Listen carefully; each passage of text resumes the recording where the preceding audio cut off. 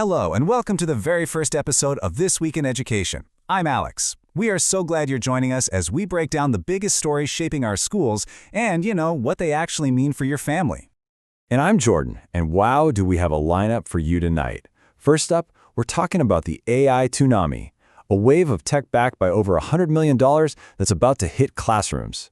Then, we'll get into the great disconnect, why states are spending millions to ban smartphones from schools. And finally, we'll introduce you to some true pioneers who are completely rethinking how our kids learn. It's going to be a packed show. All right, let's get right into our top story. What we're witnessing is, and this is no exaggeration, the fastest adoption of any educational technology in modern history. States are pivoting their focus, and they're pivoting hard, right onto artificial intelligence. You said it, Jordan. Just look at this. A brand new survey of education leaders in 47 states found that AI has officially jumped over cybersecurity to become the #1 tech priority.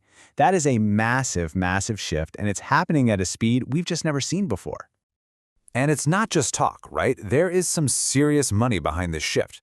The White House just announced that we're talking about over $100 million in commitments from major tech companies, all aimed at getting AI tools and training into our schools.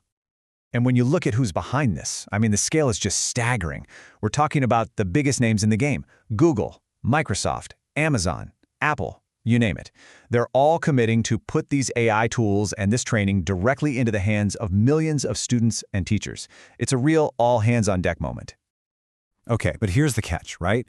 While all this tech is flooding in at lightning speed, the actual policy, the guidance, is really struggling to keep up. Right now, only about 26 states have issued any official guidance for schools on how to use AI. That means teachers in the majority of the country are pretty much navigating this huge revolution all on their own. And this quote really gets to the heart of the matter, doesn't it? From a brain science point of view, it's not really about the tech itself, it's about how we use it. The goal has to be to amplify our kids' natural creativity and their ability to focus, not just, outsource their thinking to an algorithm. It's fascinating because that leads us straight into our next big story, which honestly feels like the complete opposite side of the technology coin. While schools are racing to embrace AI, so many of them are simultaneously declaring all-out war on the smartphone. Exactly. Look at this. New York just became the largest state to roll out a full bell-to-bell phone ban. We're talking 2.5 million students affected. And this comes right on the heels of a similar move in Texas, where over 1,200 districts put restrictions in place this past fall. Both states are even putting millions of dollars into things like secure pouches and lockers to make it happen. But this is where the story gets really complicated, Alex. There's this huge disconnect between what teachers are seeing on the ground and what some of the big new studies are telling us. On the one hand, you have teachers in these phone-free schools who are just ecstatic. They're seeing kids making eye contact again, having real conversations. But then, a major study in The Lancet just found these bans didn't really move the needle on mental health or grades, and a big reason might be that students were still on their phones for 4 to 6 hours outside of school. And that really explains the why behind these bans. It all comes down to fighting this concept from neuroscience called attention residue. Think about it. Every single time a student's focus is broken by a notification, a little piece of their brain power stays stuck on that interruption. It makes deep learning, that deep concentration, basically impossible. So the goal of a bell-to-bell ban is to give the developing brain this long, protected period to actually practice and strengthen that muscle of sustained focus. And that whole idea of redesigning the learning environment is the perfect lead-in to our final segment tonight.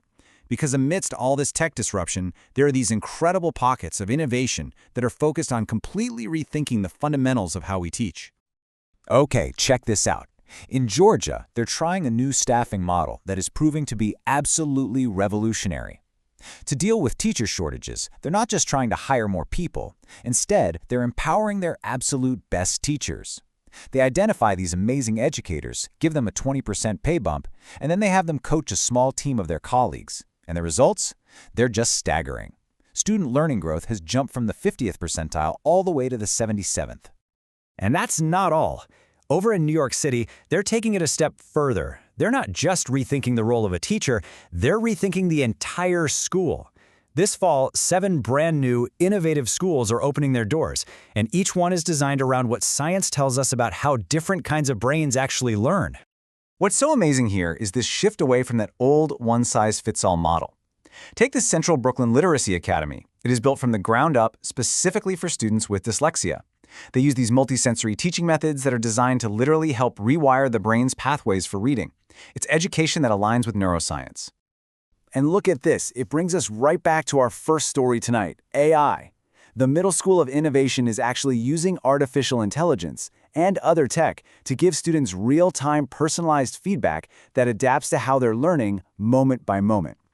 This is about supporting neuroplasticity, working with the brain's natural learning process, not fighting against it. And then there's the Northwell School of Health Sciences, which is just brilliant. It connects everything students are learning in the classroom directly to future careers in healthcare. And what happens when students see that real-world connection? Well, it activates the brain's reward systems, which just skyrockets their motivation and how much information they actually remember. So, when we take a step back and look at the big picture this week, it is just so clear that the ground is shifting right under our feet. The entire system is in this state of really rapid and, sometimes contradictory transformation. That really is the common thread tonight, isn't it? The sheer speed of this change is accelerating. It's creating these incredible new opportunities, but at the same time, it's creating some very real challenges for students, teachers, and especially families who are just trying to keep up with it all. And we know that navigating all of this change can feel pretty overwhelming for parents. That's why we're so proud to have Learning Success sponsoring this week's Explainer.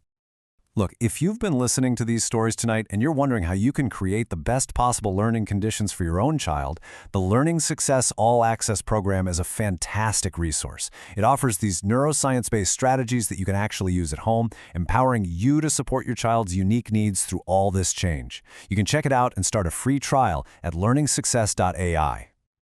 And that brings us to the end of our show, so we'll leave you with this question to think about. With technology and teaching methods changing faster than ever before, how are we going to make sure that every child's fundamental, and I mean fundamental, need for human connection is still being met? For all of us here at This Week in Education, I'm Alex and I'm Jordan. We'll see you next week.